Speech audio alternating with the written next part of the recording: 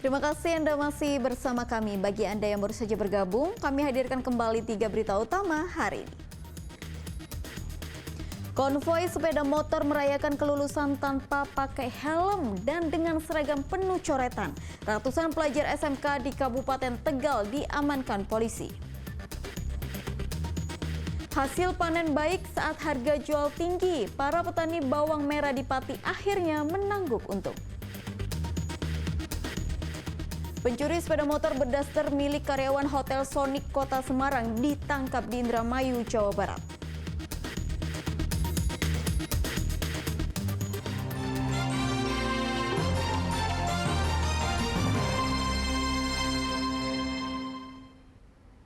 Tingginya harga bawang merah saat ini sangat menguntungkan para petani di Pati. Mereka akhirnya menikmati keuntungan setelah masa panen bawang merah sebelumnya merugi karena serangan hama.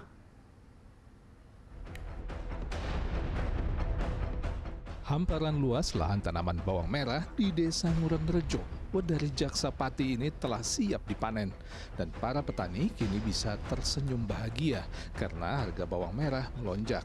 Saat ini harga bawang merah di tingkat petani berkisar antara Rp20 sampai Rp30.000 per kilogram.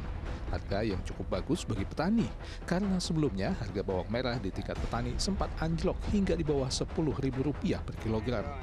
Anjloknya harga jual bawang merah tersebut terjadi karena kualitasnya buruk akibat serangan hama. Naiknya harga jual bawang merah saat ini terjadi akibat faktor cuaca yang tidak menentu dan gagal panen akibat banjir di beberapa sentra bawang merah seperti di Demak dan Brebes. Kondisi ini mengakibatkan stok bawang merah berkurang dan harga naik di pasar. Harga bawang merah kalau di tingkat petani yang super cross seperti ini sekitar 30-an. Tapi yang tanggung-tanggung sekitar 25. Sekarang harga bawang kok naik, terlalu alam lah,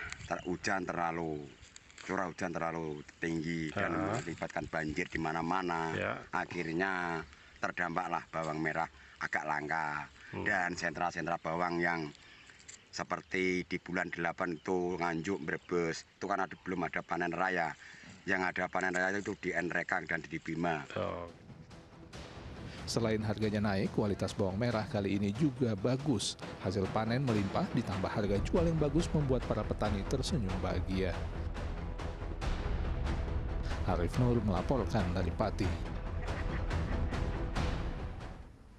Pengusaha bawang merah yang didesak warga untuk maju dalam pemilihan Bupati Grobogan kini dilirik partai politik. Sejumlah perwakilan partai sampai mendatangi Beni Santoso untuk membuka peluang kerja sama politik. Bertempat di gudang bawang merah milik Beni Santoso, terlihat kendaraan sejumlah petinggi partai di Kabupaten Brebes tengah terparkir rapi. Ternyata para petinggi partai dari PAN dan PKB ini datang untuk membahas soal Pilkada 2024. Pertemuan tertutup itu disebut sebagai silaturahmi santai yang membahas keseriusan pengusaha bawang merah ini untuk maju dalam pemilu tahun ini sebagai calon bupati. Masing-masing partai menunggu keputusan akhir dari Beni Santoso sambil menyiapkan koalisi partai untuk mengusungnya sebagai bakal calon bupati Brebes. Membangun kesepahaman, membangun bagaimana Brebes ke depan, diskusi lah. Tapi dari salah satu parpol yang melakukan silaturahmi ini ada wacana untuk mengede sebagai bakal calon. Kami welcome kepada Mas Beni. Beliau akan membuat musyawarah kebaikan untuk keluarganya dulu. Nanti memberi jawaban sekaligus mengembalikan formulir kalau memang semua komponen keluarganya sudah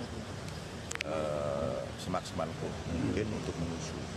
Secara pribadi saya datang ke Mas Beni ini untuk menanyakan keseriusan beliau dan mudah-mudahan beliau memberi jawaban biar masyarakat Brebes juga sangat berbahagia kesediaan beliau untuk menjadi balon bupati dari partai mana nanti yang akan beliau pilih, kita juga belum tahu. Mudah-mudahan kan ada ini teman-teman dari Gerindra, teman-teman dari Partai Amanat Nasional, dan tadi juga saya koordinasi dengan ketua partai.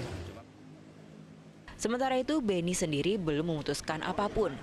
Ia masih akan berdiskusi bersama keluarga soal pencalonan dirinya sebagai bakal calon bupati. Dirinya masih memikirkan hal itu secara matang dan meminta waktu kurang lebih 2 pekan untuk memberi keputusan akhir. Kehadiran bapak-bapak dari ketua parpol itu hanya untuk silaturahmi, Mas. Tidak ada pembicaraan apa-apa, hanya menanyakan keseriusan, menanyakan bagaimana kelanjutannya. Tapi saya pun masih sampai saat ini seperti yang saya bilang itu hari kemarin, saya masih minta waktu 2 minggu untuk mengambil keputusan itu. 2 pekan lalu, ribuan warga mendatangi rumah Beni di Desa Keboledan, Kecamatan Wanasari untuk mendesak pengusaha bawang itu maju sebagai calon Bupati Brebes. Namun Beni belum memberi jawaban dan meminta masyarakat bersabar sebab banyak hal yang perlu ia diskusikan dan pikirkan sebelum masa pendaftaran berakhir. Sugiartono melaporkan dari Kabupaten Brebes. Tahapan penjaringan calon wali kota Semarang masih terbuka. Partai Demokrat mencatat ada 5 orang yang mendaftar. 2 diantaranya adalah kader internal partai.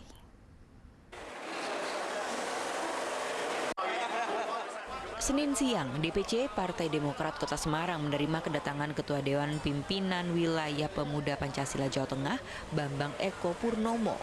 Kedatangan Bambang ini untuk mengambil formulir pendaftaran penjaringan calon wali kota Semarang. Selain sebagai Karang Taruna, Bambang juga merupakan kader internal partai dan pernah menjadi anggota DPRD Jawa Tengah.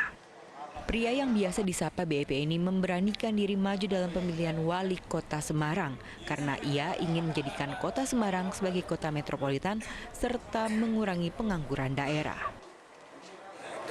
Silaturahmi, kemudian mengambil formulir dan secepatnya kami kembalikan. Nah, formulir ini mungkin karena kami juga kader Partai Demokrat, kami mengambil ini untuk sudah persiapkan untuk maju wali kota Semarang dan ikut serta dalam membesarkan kota Semarang dalam artian yang sudah besar ini ke depan mudah-mudahan seperti cita-cita kami kota Semarang bisa menjadi metropolitan. Menanggapi internal partai ikut meramaikan bursa wali kota Semarang, Sekretaris DPC Partai Demokrat Kota Semarang menyambut senang. Mereka mencatat ada 5 orang yang mengambil formulir Pilwalkot. 2 orang adalah kader, sementara 3 lainnya adalah pengusaha dan pensiunan Polri. Kami merasa bangga kader-kader Demokrat tahun ini bermunculan untuk mencalonkan diri menjadi wali kota maupun menjadi wakil wali kota. Artinya apa? Artinya memang secara pengkaderan kita ini benar.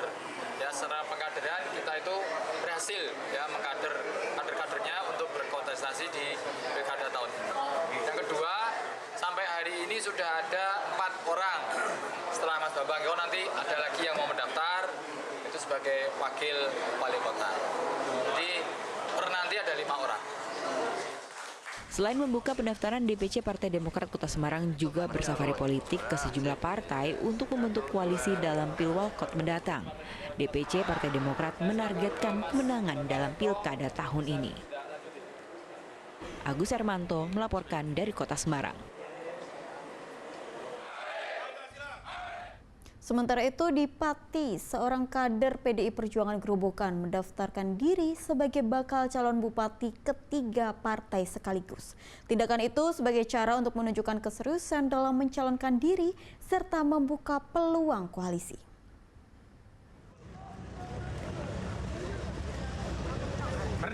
Kader PDI Perjuangan Grobogan Setio Hadi bersama keluarga dan relawan mendatangi kantor DPC PDI Perjuangan. Ia hendak mengambil formulir pendaftaran sebagai bakal calon bupati dari PDI Perjuangan. Usai mengambil formulir, Setio Hadi akan segera mengisi dan melengkapi syarat, setelah itu mengembalikannya ke partai. Ia juga tengah menjajaki hubungan dengan partai politik lain agar terbuka ruang koalisi untuk mengusungnya dalam pemilihan bupati Grobogan mendatang. Karena semua partai nanti saya usahakan, harapan saya semua partai. Langkah-langkah untuk mewujudkan itu, Pak? Ya, kita sondre-sondre lah nanti seterusnya. Ini komunikasi dengan partai-partai lain. Niat membuka ruang koalisi itu ditunjukkan dengan mendatangi kantor DPC Gerindra untuk mengambil formulir pendaftaran bakal calon bupati.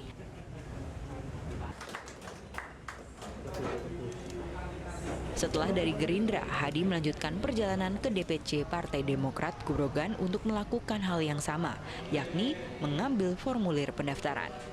Pihak DPC Partai Demokrat menerima dengan tangan terbuka niatan koalisi dari partai lain. Namun pihaknya masih harus berkoordinasi dengan pusat terkait rencana koalisi dalam pemilihan calon Bupati Grobogan.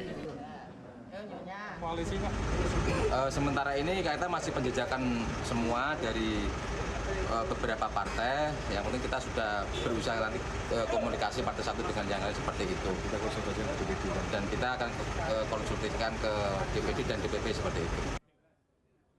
Sejauh ini belum ada partai yang memastikan koalisi dalam mengusung bakal calon bupati dan wakil bupati pada Pilkada Grobogan 2024. Semua partai masih menunggu arahan dari DPP masing-masing partai dan masih menunggu kandidat mengembalikan formulir pendaftaran. Arif Nur melaporkan dari Grobogan. Meski telah dinyatakan lolos sebagai calon legislatif DPRD Tegal, seorang kader PKB mencoba mendaftarkan diri sebagai calon bupati. Dia pun hanya mendaftarkan diri di partainya.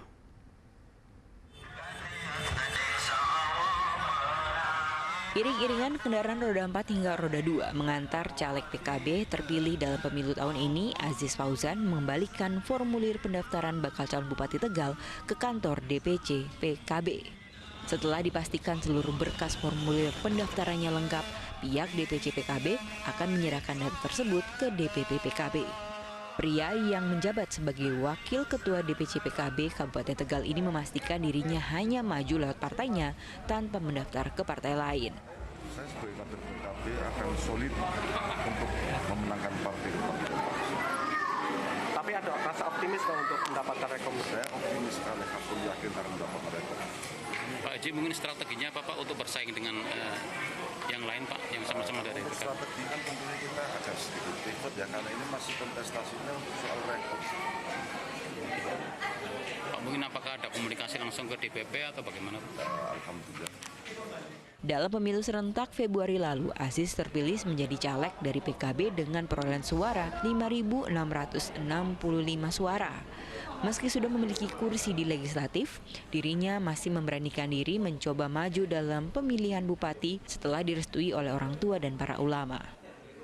Selain Aziz Fauzan, ada pun kandidat lain yang mendaftar ke PKB, yaitu bakal calon petahana Umi Azizah, Ishak Maulana Rohman, Anto, serta Muhammad Muhmin. Pendaftaran bakal calon bupati dan wakil bupati ditutup hingga 19 Mei mendatang. Kuncoro Wijayanto melaporkan dari Kabupaten Tegal.